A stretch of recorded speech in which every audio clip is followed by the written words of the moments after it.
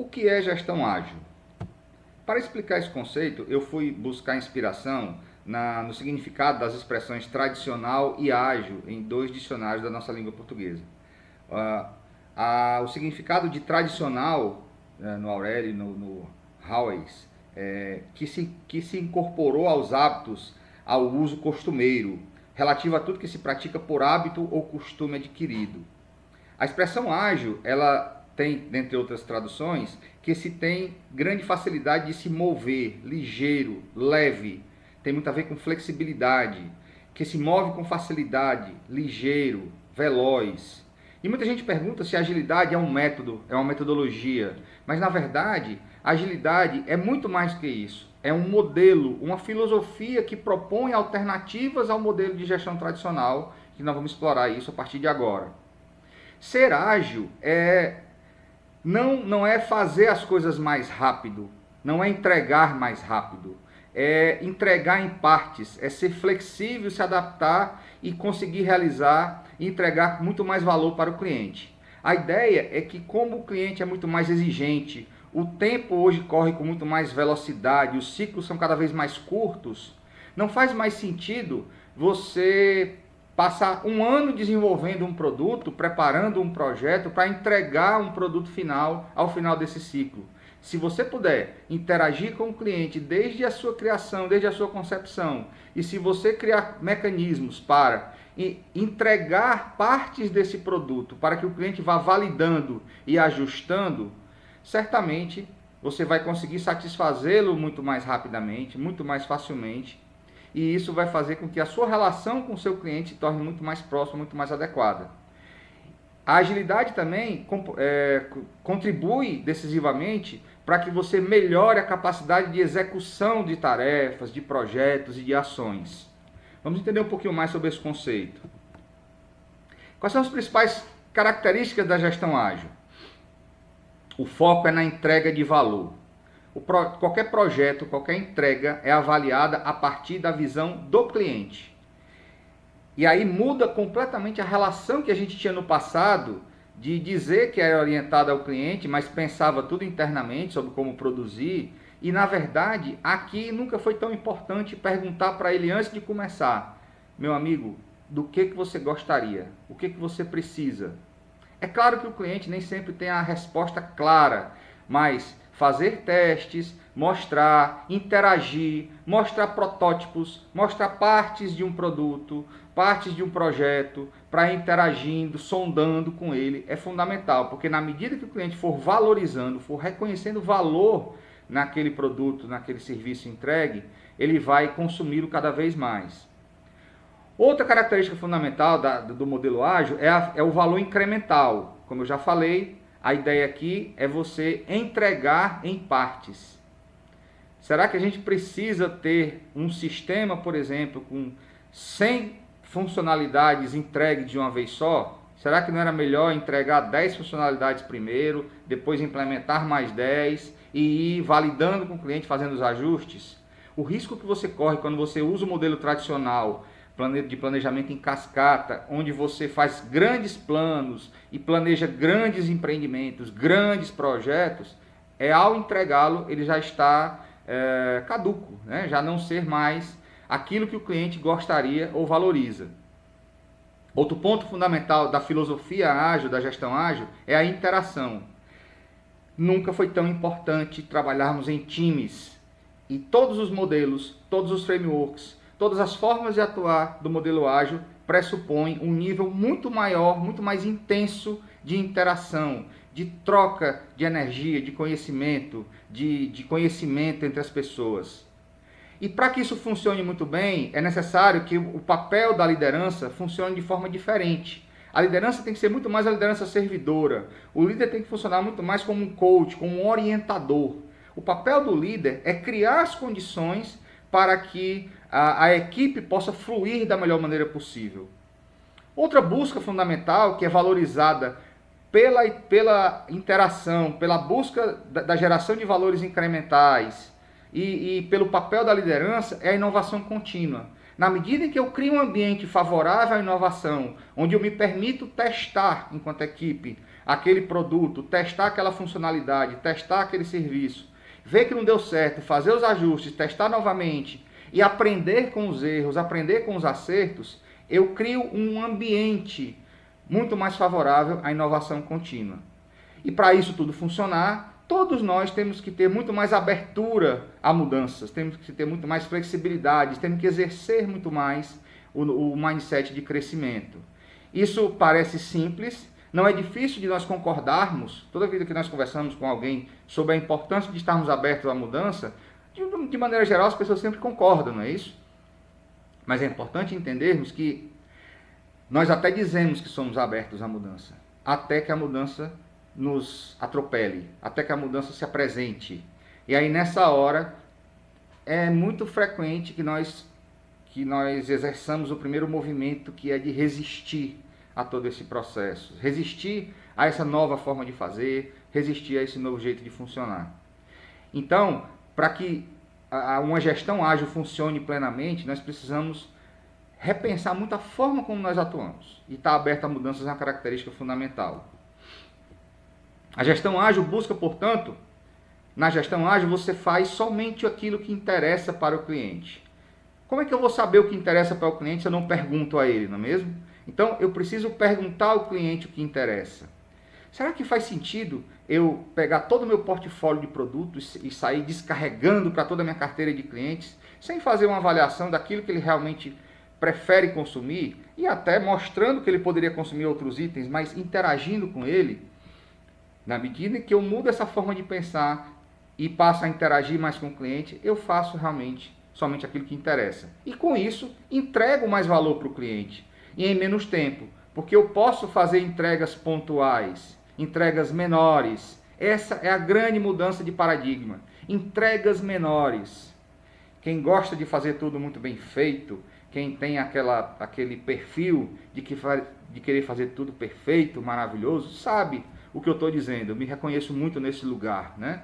De fazer tudo com a maior precisão, com a maior qualidade possível, desde a primeira vez. Quando, na verdade, todo o processo de desenvolvimento ele se dá por tentativa e erro, por aprendizados, e a gente precisa exercer isso. E quando eu faço esse exercício, testando produtos, serviços, partes menores das entregas com o meu cliente, além de eu satisfazê-lo e de envolvê-lo no processo, e ele vai valorizar isso, não tenho dúvidas, eu ainda tenho impactos menores quando aquilo não dá muito certo, porque eu estou fazendo apenas uma parte. Isso causa menos impacto tanto na percepção do cliente, como menos impacto na própria produtividade, nos custos envolvidos no desenvolvimento daquele projeto, por exemplo.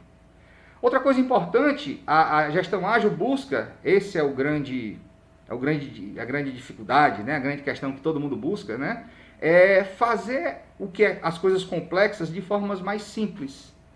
A gente vai perceber que quando se adota modelos de gestão ágil, você faz as coisas de forma muito mais simples, muito mais com interações frequentes, muito mais tranquilas. Para que ela funcione também nós precisamos ter a equipe comprometida e engajada, e aí o papel da liderança é fundamental, engajando as pessoas, o papel do ambiente é fundamental. É muito comum você ter nas empresas o gestor que diz assim, né? Não, olha, eu aceito o erro, não tem problema nenhum, até o primeiro erro acontecer. E aí repreender as pessoas em público, puni-las ou coisa parecida. Então, para que eu tenha verdadeiro comprometimento e engajamento, eu preciso ter ambiente e uma liderança que facilite esse trabalho. E, obviamente, como já foi falado, capacidade de se adaptar mais rapidamente às mudanças. A agilidade enquanto filosofia, ela tem o seu marco fundamental do surgimento em 2001, na reunião de Snowbird, em Utah, onde 17 profissionais da área de tecnologia conceberam o que é conhecido hoje como Manifesto Ágil. A agilidade, como eu disse, ela surgiu no universo da tecnologia, onde projetos de desenvolvimento de tecnologia funcionavam na forma mais tradicional, onde você concebia, por exemplo, um Word, que todo mundo conhece, com milhares de funcionalidades, passava anos desenvolvendo para entregar todas aquelas funcionalidades para o cliente. E a pergunta que a gente tem que fazer é: quantas funcionalidades nós usamos do Word, por exemplo? Será que ele não poderia ter sido entregue em versões um pouco mais enxutas e sendo incrementado a partir de necessidades sondadas pelo cliente? É aí que a mudança começa a acontecer na forma de atuar. E o Manifesto Ágil ele tem 4 grandes princípios, né? 4 grandes pilares. O primeiro é indivíduos e interações mais do que ferramentas. Isso não significa negar a importância das ferramentas tecnológicas, as ferramentas, os softwares. Nós vivemos momentos onde nunca foi tão importante trabalhar usando ferramentas, usando softwares para se comunicar, para interagir. Mas a ideia é não dar foco, não dar importância maior às ferramentas. Quem faz as coisas acontecerem são as pessoas e as suas interações. Quanto mais os times ágeis funcionarem de forma integrada, mais produtivos, mais criativos, mais inovadores eles serão. E poderão tirar mais proveito ainda das suas ferramentas. Outro ponto importante, outro princípio importante é entregas reais, muito mais do que documentação excessiva. Quantos de nós tem vários processos ricamente documentados nas nossas empresas e que na verdade não funcionam nem de longe da forma como foram documentados? Toda e qualquer documentação, ela só tem um objetivo, que é orientar o usuário sobre como utilizar aquele recurso. E isso tem que ser cada vez mais cirúrgico. Então, o mais importante é entregar o processo rodando, é entregar o produto ao cliente, é entregar o produto no tempo certo, com as características que ele deseja. O terceiro pilar é a colaboração com o cliente, muito mais do que negociação em contrato. Você continua fazendo contratos com o seu cliente, você continua negociando com o seu cliente, mas a ideia é trazê-lo para dentro do seu negócio. É fazer com que ele participe das discussões de forma mais ativa, é que ele dê opinião sobre seus produtos, seus serviços, sobre a forma como você atua. E, finalmente, o quarto princípio, o quarto pilar, é a resposta à mudança muito mais do que planos estabelecidos. A única certeza que nós temos ao fazer qualquer plano é que eles vão mudar. Eles vão mudar, isso é certo. Só que é difícil a gente aceitar isso. Nós fazemos planos como algo definitivo, prescritivo, algo que tem que acontecer. E na verdade não é assim que a vida funciona. Para melhorar o nosso entendimento sobre o que significa gestão ágil e o quanto ela difere da gestão tradicional, do modelo tradicional de desenvolver ações, de executar projetos e de fazer entregas, eu quero compartilhar com vocês agora como é que funcionam cada uma das duas visões. Vamos começar com a visão tradicional. No modelo tradicional de funcionamento, nós partimos sempre de um problema ou uma necessidade que nos é colocada. Normalmente essa é uma visão interna. Fazemos um diagnóstico e nesse diagnóstico não costumamos ouvir o cliente para perguntar para ele qual é o problema ou qual é a necessidade que eu posso satisfazer melhor ou como eu poderia satisfazer melhor aquela necessidade. E aí eu estabeleço um planejamento. Normalmente, um plano que prevê, se eu estou falando, por exemplo, de desenvolver um produto, todo o desenvolvimento desse produto até a sua entrega, quando ele estiver 100% pronto. Eu planejo tudo. E esse planejamento costuma buscar os detalhes, cronogramas longos, todas as tarefas previstas com todos os seus prazos até o final da sua realização. E aí, com o plano pronto, eu parto para a execução. Cujo trabalho é fazer com que cada tarefa que foi definida no planejamento seja executada. Normalmente, quando acontecem imprevistos, quando acontecem situações que mudam a realidade ao longo do processo, isso é visto como falha no processo de execução ou falha no processo de planejamento, não é isso? Nós costumamos nos frustrar muito com problemas de execução que, na verdade, nada mais são do que mudanças de cenário, mudanças de contexto que fazem com que eu tenha que me adequar, me adaptar, da mesma forma que o surfista se adequa à onda na medida que ela vai mudando ao longo do seu trajeto. E após executar, eu faço aquela entrega final, aquele grande produto, aquele grande bloco, aquele grande lançamento, né? E só aí eu interajo com o cliente normalmente. É só aí que é feita algum tipo de avaliação, quando ele começa a consumir aquele meu produto ou aquele meu serviço. No modelo de gestão ágil, Eu parto de um problema ou uma necessidade, e aí a coisa começa a mudar já a partir do diagnóstico. Eu já tento envolver o cliente no diagnóstico. Porque certamente se eu conseguir envolvê-lo da forma correta, se eu conseguir colher dele a percepção do que vai agregar valor para ele, eu já vou ser muito mais cirúrgico na proposição do meu produto, do meu serviço ou na execução do meu projeto. Isso gera o que a gente chama na gestão ágil de um backlog de produto, que nada mais é do que o meu planejamento de todo o produto, visto aqui agora como a grande lista de todos os itens que precisam ser produzidos, mas sem entrar em tantos detalhes específicos sobre quando serão, ou sobre quando serão produzidos, ou o nível de detalhe de todas as tarefas que precisam ser feitas, por quem, quando, como. Essa visão ela é um pouco mais macro, digamos assim. E uma vez definido, produzido esse backlog de produto, o próximo passo é fazer uma priorização, né, desses itens, colocando o que eu preciso começar mais rápido, e a priorização usa como critério principal o que eu posso entregar mais rápido possível para agregar valor para o meu cliente. Então eu vou fazer esse pedacinho, vou concluir esse pedacinho e vou entregar para o meu cliente.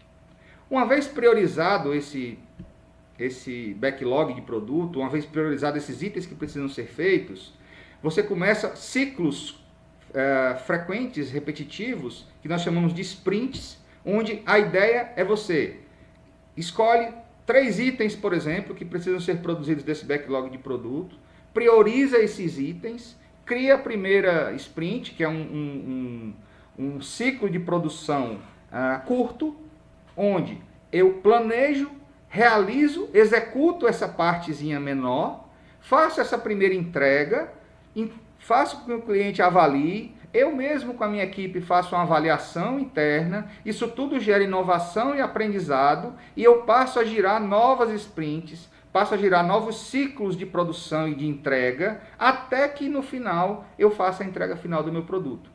Percebam que há uma diferença muito significativa na forma como eu penso e na forma como eu vou atuar com os meus times.